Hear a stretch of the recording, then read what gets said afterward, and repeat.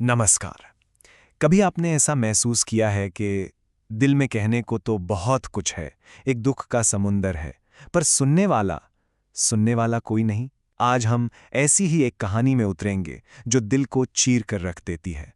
यह है एंटन चेखव की द लमेंट, एक ऐसी कहानी जो इंसानी अकेलेपन पर और समाज की इस अजीब सी चुप्पी पर एक बहुत बड़ा सवाल खड़ा करती है। तो आगे बढ़ने से पहले एक नज़र डालते हैं कि आज हम क्या-क्या समझेंगे। हम शुरुआत करेंगे लेखक एंटोन चेखव से, उनको जानना बहुत ज़रूरी है। फिर हम कहानी के उस सर्द माहौल में चलेंगे जो असल में हमारे हीरो आयोना के दिल का हाल बताता है। उसके बाद हम आयोना के उन दिल तोड़ देने वाले इनकाउंटर्स को देखेंगे और आखिर में इस कहानी के जो मुख्य थीम्स हैं, जो सबसे ज़रूरी सबक हैं, उन्हें डीकोड करेंगे। देखिए, किसी भी कहानी को उसके लेखक के बिना समझना अधूरा है। इसलिए द लमेंट की गहराई में उतरने से पहले चलिए उस शख्स को समझते हैं जिसने इसे लिखा है। चलिए एंटोन चेखव की दुनिया में चलते हैं। ये हैं एंटन चेखव, रशिया के सबसे बड़े लेखकों में से एक, और आपको जानकर हैरानी होगी, पेशे से एक डॉक्टर थे। उनका डॉक्टर होना उनकी कहानियों में साफ दिखता है। जैसे एक डॉक्टर बीमारी की जड़ तक जाता है, वैसे ही चेखव इंसानी दुख दर्द की जड़ तक जाते थे, बिना किसी ड्रामा के, लेकिन पूरी हमदर्दी के साथ। चेखव ने मॉस्को यूनिवर्सिटी से मेडिसिन की पढ़ाई की, पर उनका दिल हमेशा से लिखने में था।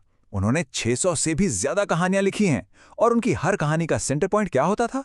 आम इंसान, उसकी जिंदगी का दुख, उसकी मजबूरियां, और सबसे बढ़कर लोगों का एक दूसरे से कम्युनिकेट ना कर पाना। ये जो इनएबिलिटी टू कम्युनिकेट है ना, ये उनकी हर रचना का कोर है, और द लेमेंट इसका सबसे पावरफुल एग्जाम्पल है। अच्छा, अब जब हम लेखक को थोड़ा समझ चुके हैं, चलिए उस दुनिया में चलते हैं जो उन्होंने इस कहानी के लिए बनाई है।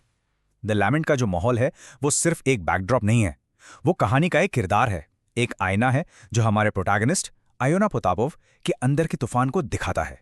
कहानी की शुरुआत होती है एक धुंधली शाम से। भारी गीली बर्फ गिर रही है। अब यहाँ चेखव सिर्फ मौसम नहीं बता रहे हैं, ये बर्फ, ये एक सफ़ेद कफन की तरह है जो पूरे शहर पर, लोगों के दिलों पर पड़ी है। ये आयोना के बेटे की मौत का प्रतीक है, और उससे भी बढ़कर लोगों के दिलों में मर चुकी हमदर्दी का प्रतीक है। और इस सर्द माहौल के बीच बैठा है हमारा प्रोटैगनिस्ट आयोना।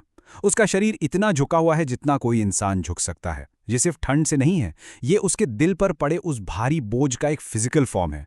ऐसा लगता है जैसे दुख ने उसके अंदर की सारी जान निकाल दी हो, और वो बस एक जिंदा लाश की तरह वहां बैठा है, बेजान। उस लंबे खामोश इंतजार के बाद आयोना को अपनी पहली सवारी मिलती है, एक मिलिट्री ऑफिसर।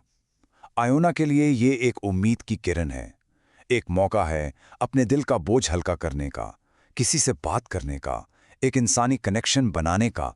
बादी हिम्मत जुटाकर, बहुत हिचकिचाते हुए आयोना ऑफिसर से कहता है कि इस हफ्ते उसके बेटे की मौत हो गई है। सोचिए, एक बाप अपने सबसे बड़े दुख को एक अजनबी के सामने बयान कर रहा है। ये एक सीधा सा लेकिन दिल चीर देने वाला सेंटेंस है। लेकिन ऑफिसर को इससे कोई फर्क नहीं पड़ता। उसका जवाब, जल्दी करो, जल्दी चलो, आयोना के दुख पर एक ठंडे पानी के छींटे की तरह पड़ता है। ये इस दुनिया की उस बेपरवाही को दिखाता है जहां लोग अपनी ही जिंदगी में इतने बिजी हैं कि उनके पास किसी दूसरे के दुख के लिए एक पल भी नहीं है। ऑफिसर के उस सर्द रवैये के बाद आयोना की उम्मीद को एक और झटका लगता है। इस बार उसकी गाड़ी में 3 शराबी बदतमीज नौजवान आकर बैठते हैं। वो लोग आते ही आयोना का मजाक उड़ाना शुरू कर देते हैं, उसकी टोपी पर, उसके बुढ़ापे पर, हर चीज पर। वो अपने नशे और मस्ती में इतने डूबे हुए हैं कि उन्हें सामने बैठा एक दुखी इंसान दिखाई नहीं दे रहा। इस बेइज्जती के बीच भी आयोना एक आखिरी टूटी हुई कोशिश करता है।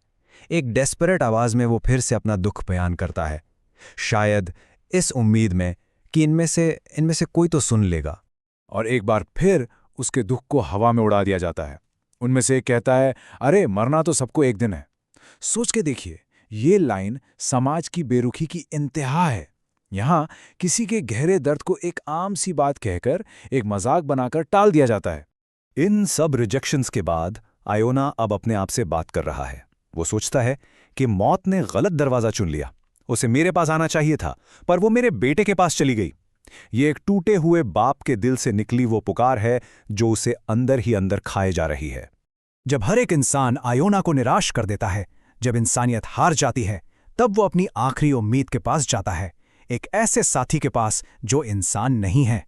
सवाल यही उठता है, इस शोर भरी दुनिया में जो सुनने को तैयार ही नहीं है, वहाँ एक इंसान अपने इस इमेंस, इलिमिटेड ग्रीफ, अपने इस बेहद बड़े, कभी ना खत्म होने वाले दुख को लेकर आखिर जाए तो जाए कहाँ?